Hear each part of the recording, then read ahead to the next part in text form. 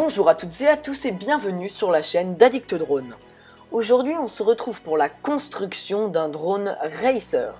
On va voir de A à Z comment relier tous les composants au châssis pour pouvoir faire voler votre drone. Je commence tout d'abord par déballer le châssis, la pièce la plus importante du drone sur lequel tout va se fixer. Il possède des bras de 5 mm d'épaisseur, ce qui est un petit peu excessif je pense, on le verra sur le poids total du drone à la fin de la construction.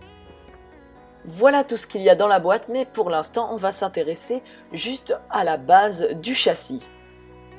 Je vais déballer la Runcam Swift. Pour l'instant tout ce qui nous intéresse c'est le support et la caméra. On fixe le support à la plaque avec une simple vis. La caméra est quant à elle fixée avec deux vis, ce qui va nous permettre de l'orienter à 180 degrés.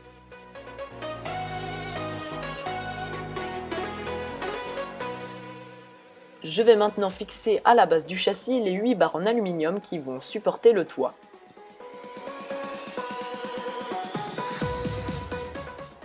On va maintenant fixer dessus à l'aide de 4 vis la carte de distribution. Elle distribuera l'énergie dans tous les composants du drone. Maintenant, je viens fixer les 4 bras à l'aide de 4 vis. Les pas de vis sont déjà incorporés dans la base du châssis. Maintenant, je vais prendre les moteurs, les Emax RS 2205, ainsi que les protèges moteurs qui vont leur éviter de trop gros chocs. Je déballe tout ça et je fixe le tout à l'aide de 4 simples vis.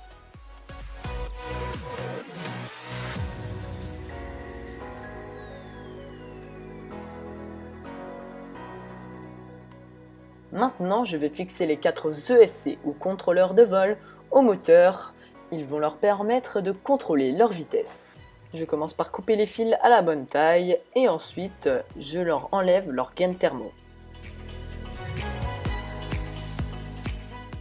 Je n'ai plus qu'à souder les 3 fils du moteur aux ESC. Je leur enfile ensuite leur gaine thermo. Vos moteurs doivent tourner dans le sens indiqué par ce schéma. Si jamais un moteur tourne dans le mauvais sens, vous avez juste à inverser 2 des 3 fils et il changera de sens. Maintenant, je dois souder tous les ESC à la carte de distribution. Faites bien attention au sens de polarité. Il ne reste plus qu'un petit connecteur qui viendra se connecter au contrôleur de vol.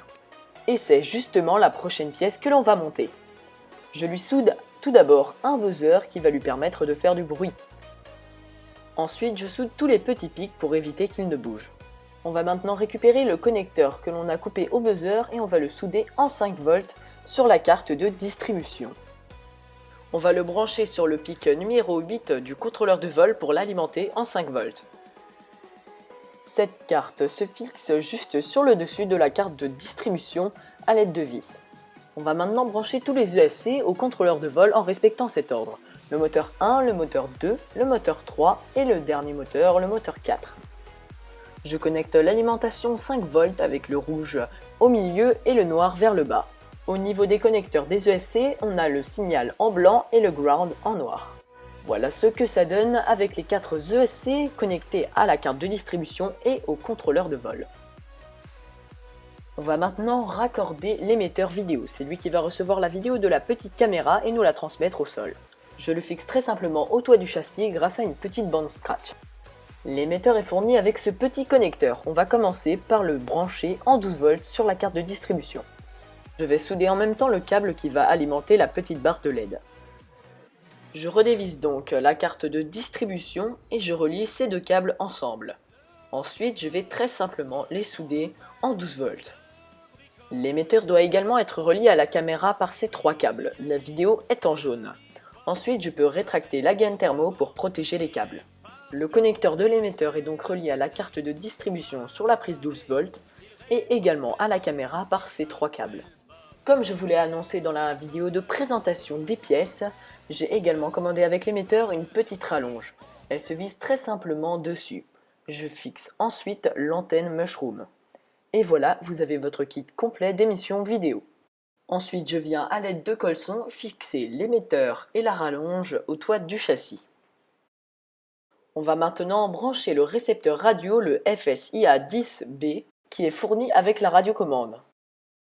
Grâce à ce petit connecteur fourni avec le contrôleur de vol, on va pouvoir le relier en i-bus.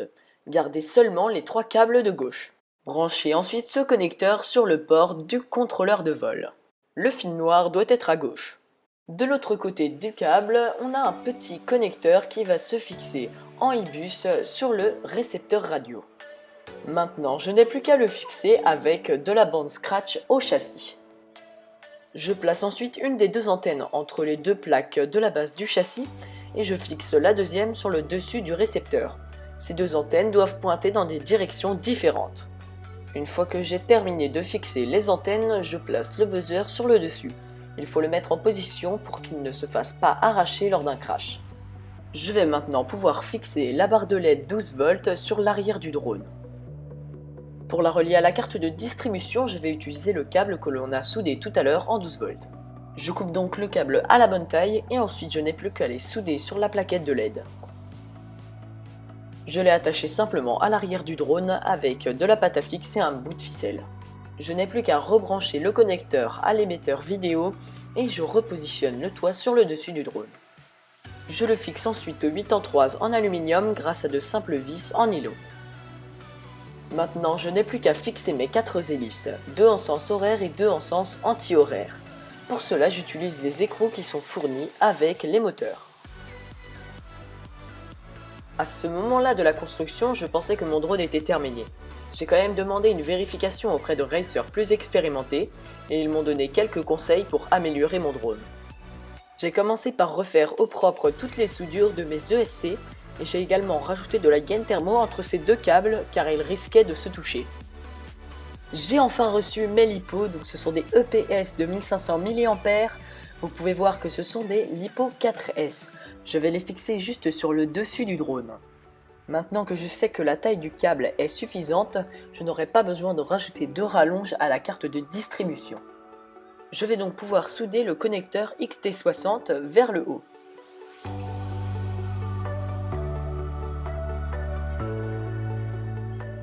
Je vais maintenant pouvoir prendre ce petit connecteur qui est fourni avec la CC3D avec seulement un câble noir et un câble rouge et je vais le souder au connecteur XT60.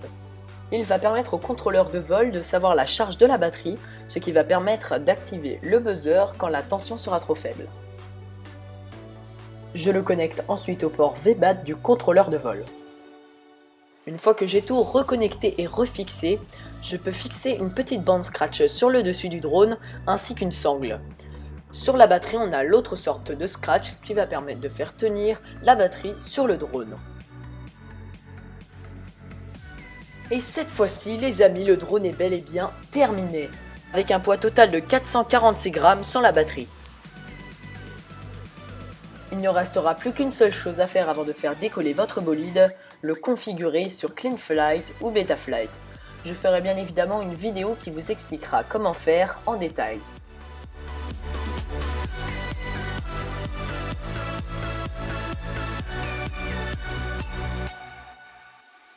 Et voilà, c'est déjà la fin de la vidéo. Je t'invite à la partager, à la liker et à mettre des commentaires si tu as des questions ou des propositions.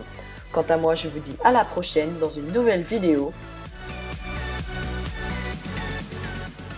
Abonne-toi!